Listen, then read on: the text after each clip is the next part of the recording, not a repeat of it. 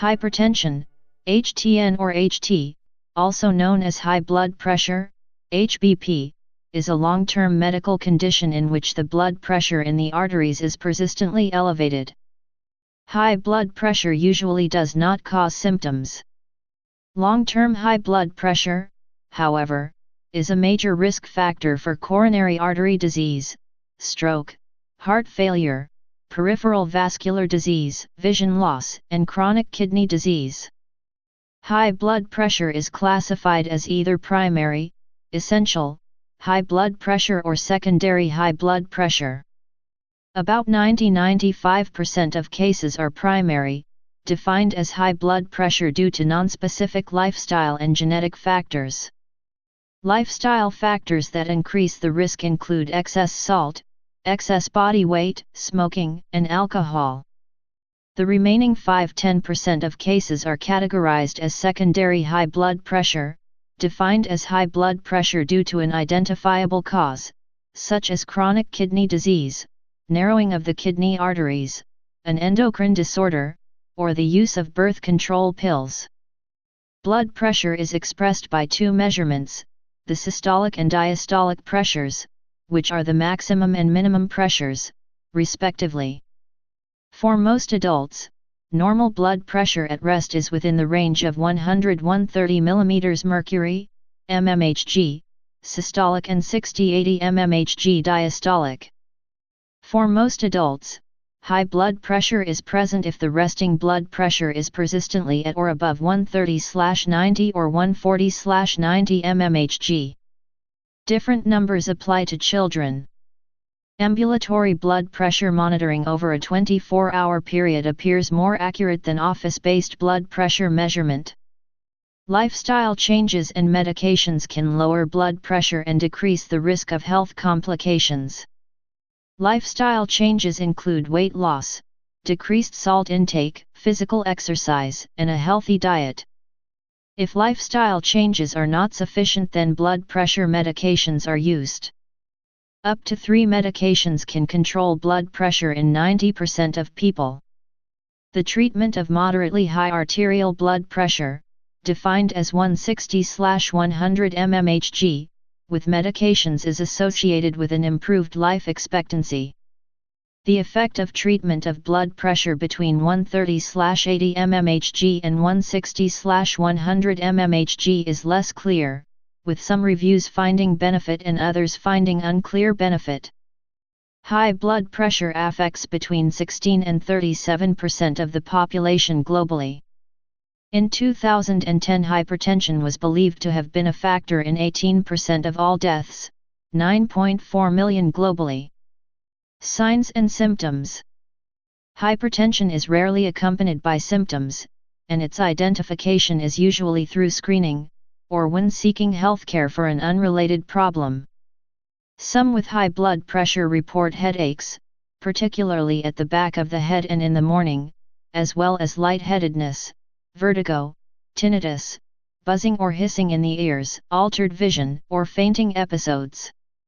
These symptoms, however, might be related to associated anxiety rather than the high blood pressure itself. On physical examination, hypertension may be associated with the presence of changes in the optic fundus seen by ophthalmoscopy. The severity of the changes typical of hypertensive retinopathy is graded from I4. Grades I and II may be difficult to differentiate. The severity of the retinopathy correlates roughly with the duration or the severity of the hypertension. Secondary hypertension. Hypertension with certain specific additional signs and symptoms may suggest secondary hypertension, i.e. hypertension due to an identifiable cause. For example, Cushing's syndrome frequently causes truncal obesity, glucose intolerance, moon face, a hump of fat behind the neck/shoulder, and purple abdominal stretch marks. Hyperthyroidism frequently causes weight loss with increased appetite, fast heart rate, bulging eyes, and tremor. Renal artery stenosis, RAS, may be associated with a localized abdominal bruit to the left or right of the midline, unilateral RAS, or in both locations, bilateral RAS. Coarctation of the aorta frequently causes a decreased blood pressure in the lower extremities relative to the arms, or delayed or absent femoral arterial pulses. Pheochromocytoma may cause abrupt, paroxysmal, episodes of hypertension accompanied by headache, palpitations, pale appearance, and excessive sweating. Hypertensive crisis. Severely elevated blood pressure, equal to or greater than a systolic 180 or diastolic of 110, is referred to as a hypertensive crisis. Hypertensive crisis is categorized as either hypertensive urgency or hypertensive emergency, according to the absence or presence of end organ damage, respectively. In hypertensive urgency, there is no evidence of end organ damage resulting from the elevated blood pressure.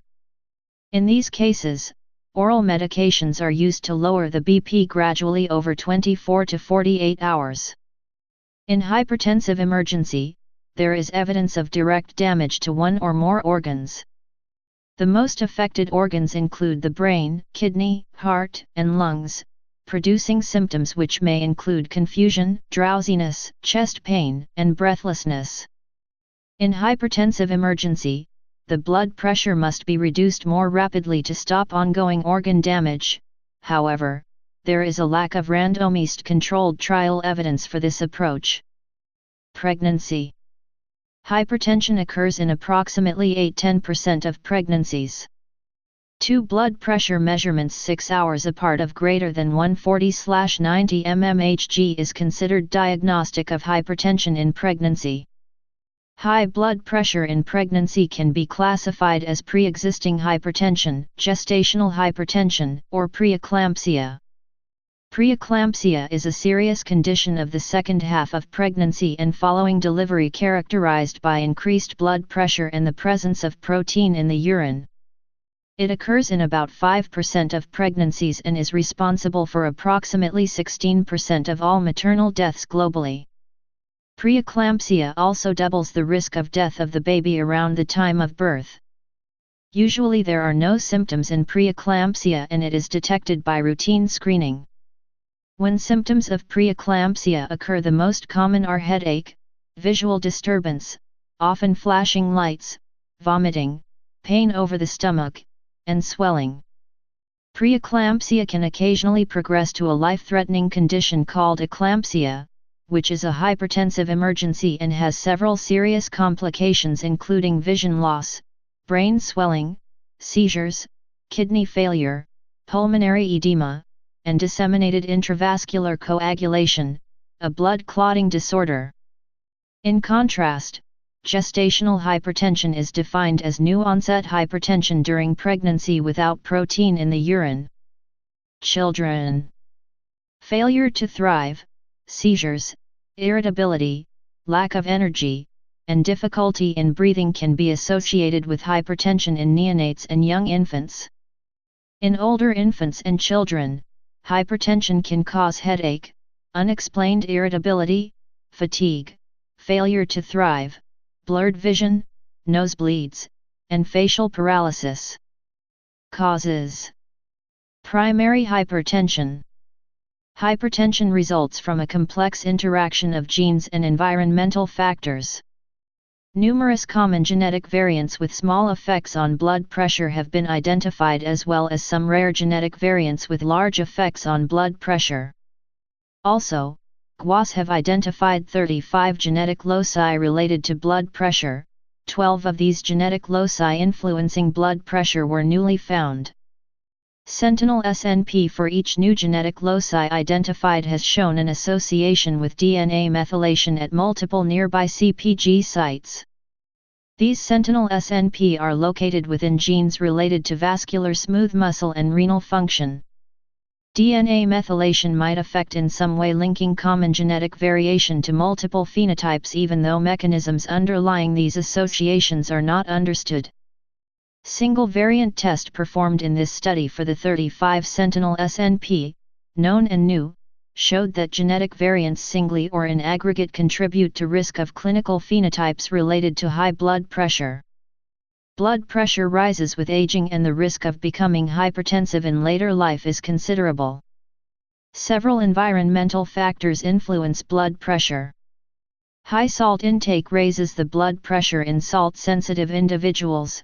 Lack of exercise, obesity, and depression can play a role in individual cases. The possible role of other factors such as caffeine consumption and vitamin D deficiency are less clear. Insulin resistance, which is common in obesity and is a component of Syndrome X, or the metabolic syndrome, is also thought to contribute to hypertension. One review suggests that sugar may play an important role in hypertension and salt is just an innocent bystander. Events in early life, such as low birth weight, maternal smoking, and lack of breastfeeding may be risk factors for adult essential hypertension, although the mechanisms linking these exposures to adult hypertension remain unclear. An increased rate of high blood urea has been found in untreated people with hypertensive in comparison with people with normal blood pressure, although it is uncertain whether the former plays a causal role or is subsidiary to poor kidney function. Blood pressure on average may be higher in the winter than in the summer. Secondary hypertension. Secondary hypertension results from an identifiable cause. Kidney disease is the most common secondary cause of hypertension. Hypertension can also be caused by endocrine conditions, such as Cushing's syndrome, hyperthyroidism, hypothyroidism, acromegaly, Conn's syndrome, or hyperaldosteronism, hyperparathyroidism and pheochromocytoma. Other causes of secondary hypertension include obesity, sleep apnea, pregnancy, coarctation of the aorta, excessive eating of licorice, excessive drinking of alcohol, and certain prescription medicines, herbal remedies, and illegal drugs. Arsenic exposure through drinking water has been shown to correlate with elevated blood pressure. Pathophysiology. In most people with established essential hypertension, increased resistance to blood flow, total peripheral resistance, accounts for the high pressure while cardiac output remains normal. There is evidence that some younger people with pre-hypertension or borderline hypertension have high cardiac output, an elevated heart rate and normal peripheral resistance, termed hyperkinetic borderline hypertension. These individuals develop the typical features of established essential hypertension in later life as their cardiac output falls and peripheral resistance rises with age. Whether this pattern is typical of all people who ultimately develop hypertension is disputed. The increased peripheral resistance in established hypertension is mainly attributable to structural narrowing of small arteries and arterioles, although a reduction in the number or density of capillaries may also contribute. Whether increased active arteriolar vasoconstriction plays a role in established essential hypertension is unclear. Hypertension is also associated with decreased peripheral venous compliance, which may increase venous return, increase cardiac preload and, ultimately, cause diastolic dysfunction. Pulse pressure, the difference between systolic and diastolic blood pressure, is frequently increased in older people with hypertension. This can mean that systolic pressure is abnormally high, but diastolic pressure may be normal or low, a condition termed isolated systolic hypertension. The high pulse pressure in elderly people with hypertension or isolated systolic hypertension is explained by increased arterial stiffness, which typically accompanies aging and may be exacerbated by high blood pressure. Many mechanisms have been proposed to account for the rise in peripheral resistance in hypertension. Most evidence implicates either disturbances in the kidney's salt and water handling, particularly abnormalities in the intrarenal renin-angiotensin system, or abnormalities of the sympathetic nervous system. These mechanisms are not mutually exclusive, and it is likely that both contribute to some extent in most cases of essential hypertension. It has also been suggested that endothelial dysfunction and vascular inflammation may also contribute to increased peripheral resistance and vascular damage in hypertension. Interleukin-17 has garnered interest for its role in increasing the production of several other immune system chemical signals thought to be involved in hypertension, such as tumor necrosis factor alpha, interleukin-1, interleukin-6, and interleukin-8. Consumption of excessive sodium and/or insufficient potassium leads to excessive intracellular sodium, which contracts vascular smooth muscle, restricting blood flow and so increases blood pressure. Diagnosis.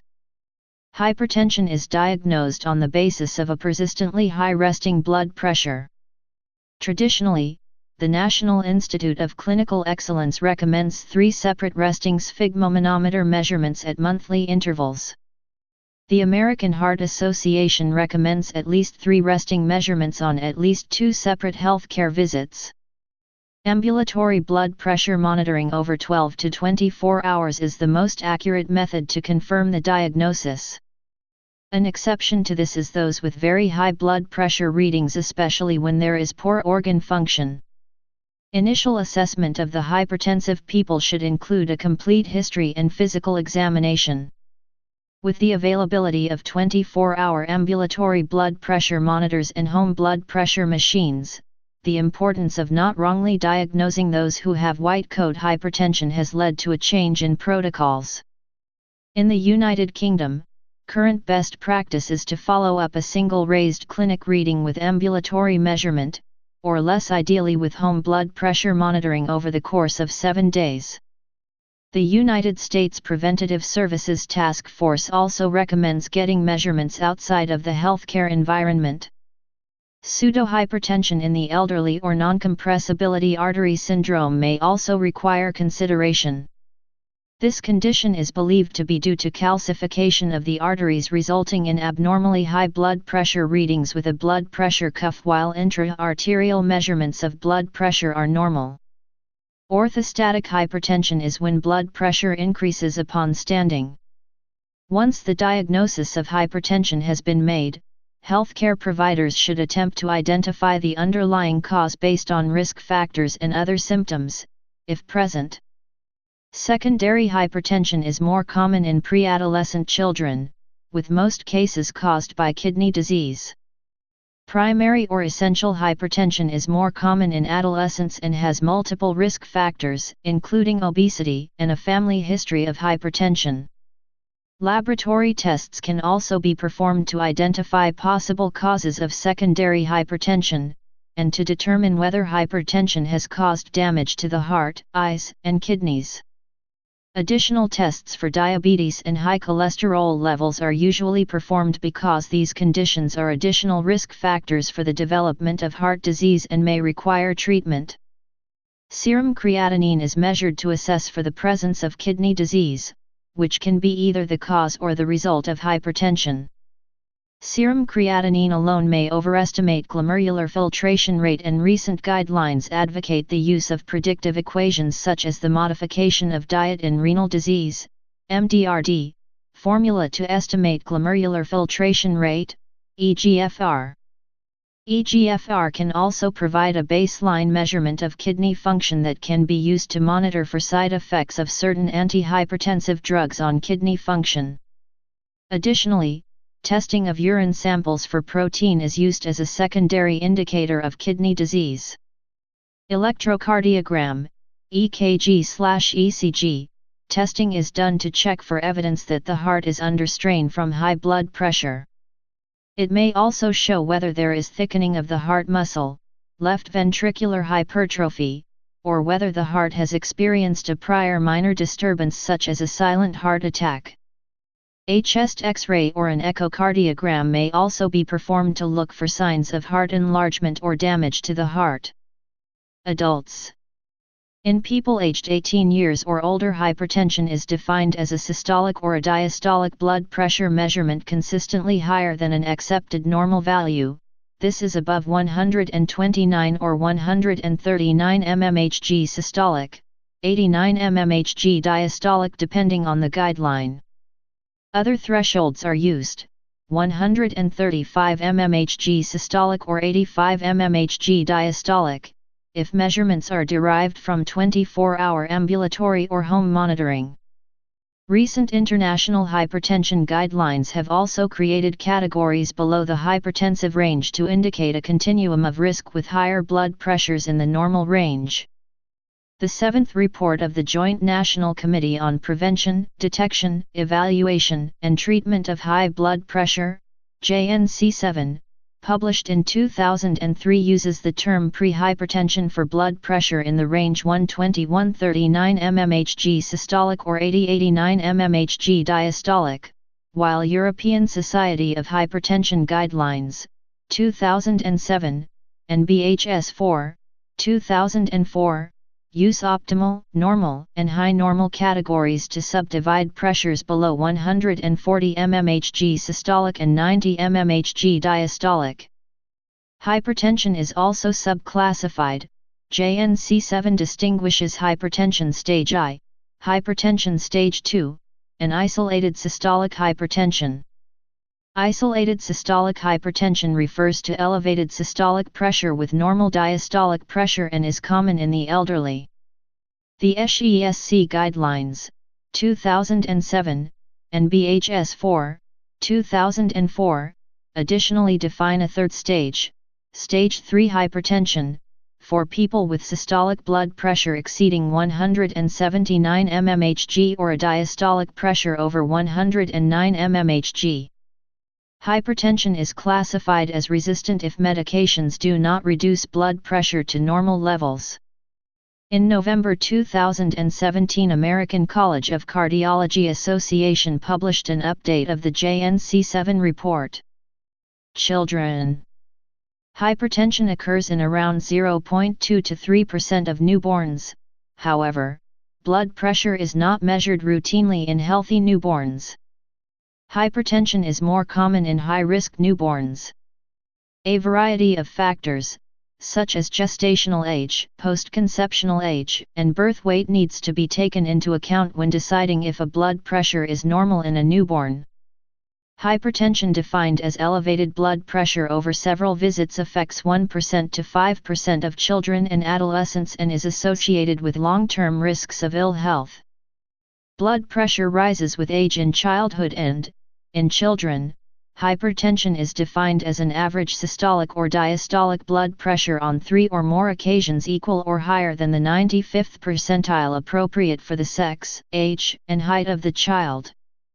High blood pressure must be confirmed on repeated visits, however, before characterizing a child as having hypertension. Prehypertension in children has been defined as average systolic or diastolic blood pressure that is greater than or equal to the 90th percentile, but less than the 95th percentile. In adolescents, it has been proposed that hypertension and prehypertension are diagnosed and classified using the same criteria as in adults. The value of routine screening for hypertension in children over the age of 3 years is debated. In 2004, the National High Blood Pressure Education Program recommended that children aged 3 years and older have blood pressure measurement at least once at every healthcare visit, and the National Heart, Lung, and Blood Institute and American Academy of Pediatrics made a similar recommendation. However, the American Academy of Family Physicians supports the view of the U.S. Preventive Services Task Force that evidence is insufficient to determine the balance of benefits and harms of screening for hypertension in children and adolescents who do not have symptoms. Prevention. Much of the disease burden of high blood pressure is experienced by people who are not labeled as hypertensive. Consequently, population strategies are required to reduce the consequences of high blood pressure and reduce the need for antihypertensive drug therapy. Lifestyle changes are recommended to lower blood pressure before starting drug therapy. The 2004 British Hypertension Society guidelines proposed lifestyle changes consistent with those outlined by the U.S. National High BP Education Program in 2002 for the primary prevention of hypertension. Maintain normal body weight for adults, e.g. body mass index 2025 kg/m2.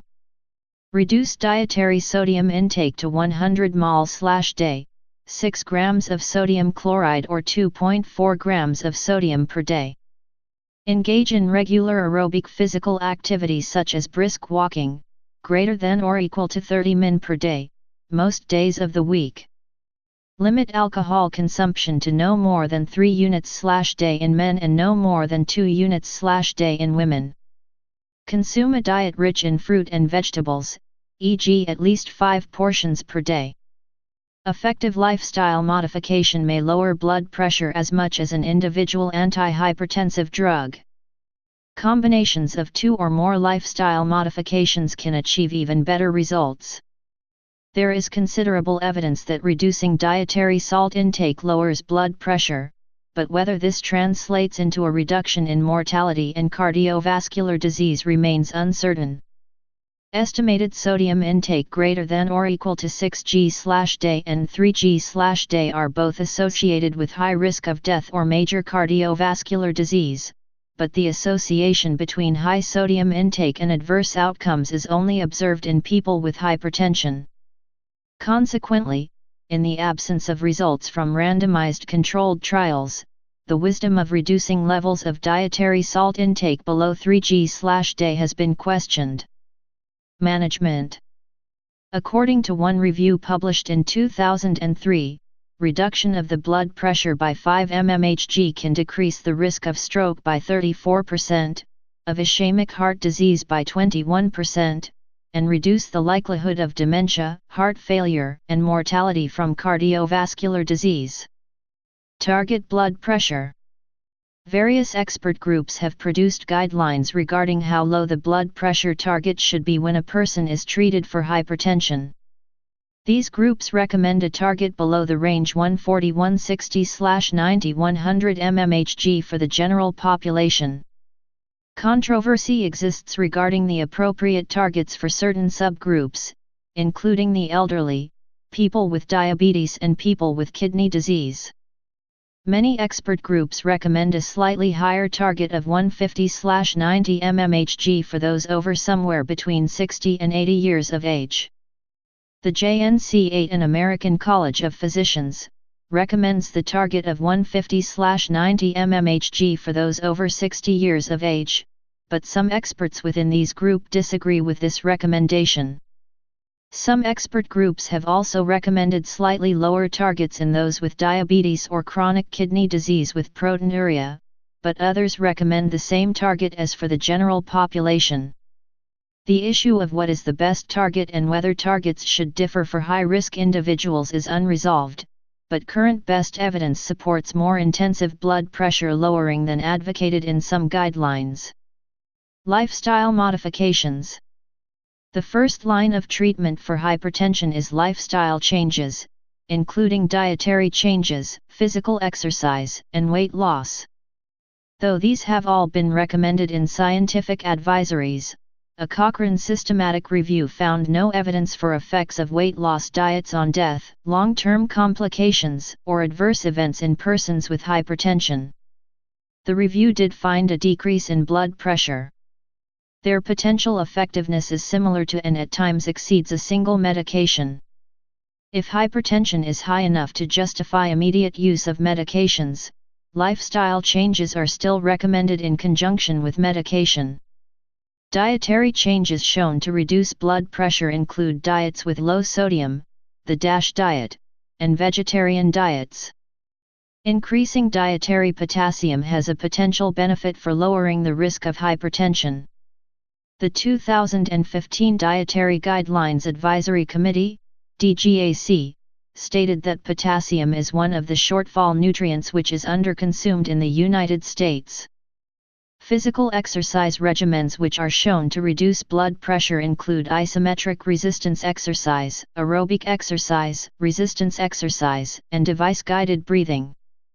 Stress reduction techniques such as biofeedback or transcendental meditation may be considered as an add-on to other treatments to reduce hypertension, but do not have evidence for preventing cardiovascular disease on their own.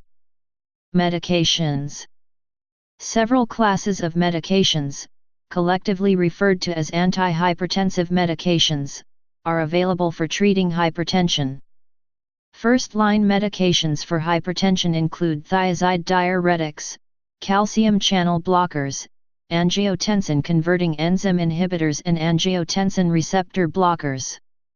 These medications may be used alone or in combination, the latter option may serve to minimize counter-regulatory mechanisms that act to revert blood pressure values to pre-treatment levels.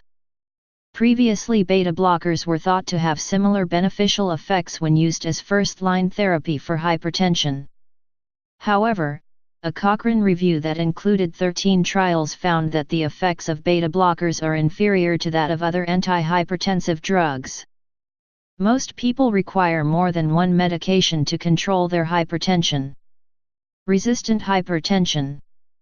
Resistant hypertension is defined as hypertension that remains above goal blood pressure in spite of using, at once, 3 antihypertensive medications belonging to different drug classes. Low adherence to treatment is an important cause of resistant hypertension. Resistant hypertension may also represent the result of chronic high activity of the autonomic nervous system. This concept is known as neurogenic hypertension. Epidemiology. Adults.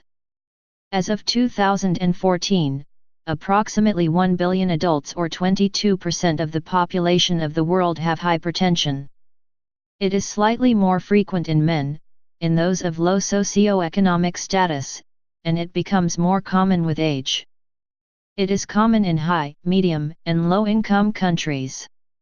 The rates of raised blood pressure is highest in Africa, 30% for both sexes, and lowest in the WHO region of the Americas, 18% for both sexes.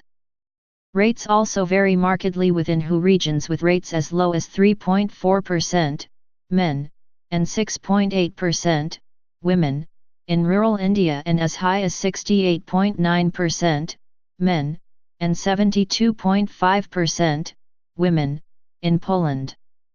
In Europe, hypertension occurs in about 30 to 45% of people as of 2013.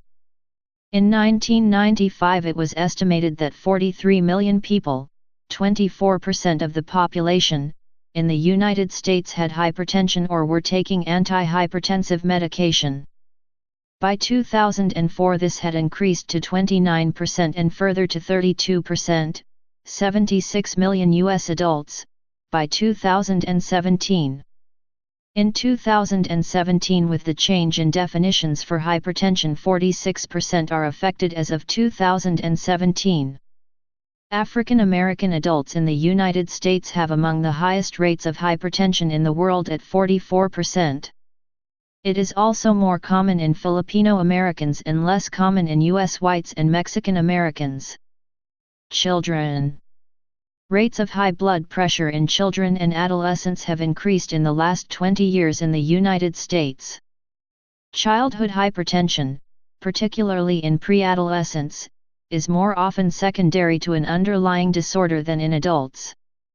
Kidney disease is the most common secondary cause of hypertension in children and adolescents. Nevertheless, primary or essential hypertension accounts for most cases. Outcomes. Hypertension is the most important preventable risk factor for premature death worldwide. It increases the risk of ischemic heart disease, strokes, peripheral vascular disease, and other cardiovascular diseases, including heart failure, aortic aneurysms, diffuse atherosclerosis, chronic kidney disease, and pulmonary embolism. Hypertension is also a risk factor for cognitive impairment and dementia. Other complications include hypertensive retinopathy and hypertensive nephropathy. History. Measurement. Modern understanding of the cardiovascular system began with the work of physician William Harvey, 1578–1657, who described the circulation of blood in his book De Motu Cordis. The English clergyman Stephen Hales made the first published measurement of blood pressure in 1733. However, hypertension as a clinical entity came into its own with the invention of the cuff-based sphygmomanometer by Scipione Rivarocci in 1896. This allowed easy measurement of systolic pressure in the clinic. In 1905, Nikolai Korotkov improved the technique by describing the Korotkov sounds that are heard when the artery is osculated with a stethoscope while the sphygmomanometer cuff is deflated. This permitted systolic and diastolic pressure to be measured. Identification. The symptoms similar to symptoms of patients with hypertensive crisis are discussed in medieval Persian medical texts in the chapter of fullness disease. The symptoms include headache, heaviness in the head, sluggish movements, general redness and warm to touch feel of the body, prominent, distended and tense vessels, fullness of the pulse, distension of the skin, colored and dense urine, loss of appetite, weak eyesight, impairment of thinking, yawning, drowsiness, vascular rupture, and hemorrhagic stroke. Fullness disease was presumed to be due to an excessive amount of blood within the blood vessels. Descriptions of hypertension as a disease came among others from Thomas Young in 1808 and especially Richard Bright in 1836. The first report of elevated blood pressure in a person without evidence of kidney disease was made by Frederick Akbar Muhammad, 1849–1884. Treatment. Historically, the treatment for what was called the hard pulse disease consisted in reducing the quantity of blood by bloodletting or the application of leeches. This was advocated by the Yellow Emperor of China, Cornelius Celsus, Galen, and Hippocrates. The therapeutic A. Please subscribe and thanks for watching.